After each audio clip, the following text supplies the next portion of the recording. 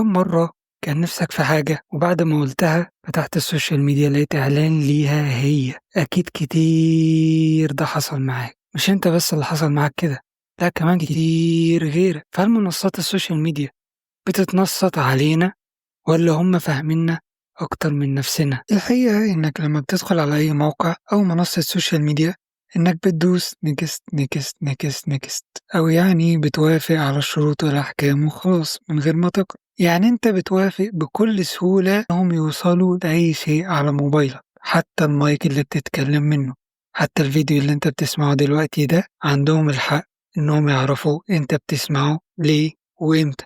وده بيديني فرصة إن أنا أقول لكم إن أنتوا يا ريت تتفرجوا على الحلقة الأولى من السيزون السادس لبلاك ميرور، تحديدا حلقة سلمى حايك. يعني فرصة أريكومند ليكوا حاجة تتفرجوا عليها بخصوص الكونسيبت ده. طب إيه الحقيقي اللي بيحصل؟ ليه بيظهر لنا إعلانات على حاجة إحنا اتكلمنا عليها؟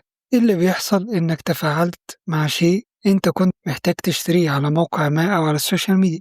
فاللي بيحصل إن المواقع دي بتبتدي تجمع الداتا بتاعتك عشان تعرف أنت بتهتم بإيه، بعد كده بترجع تستهدفك بنفس المنتجات اللي أنت تفاعلت معاها قبل كده أو حتى منتجات مشابهة.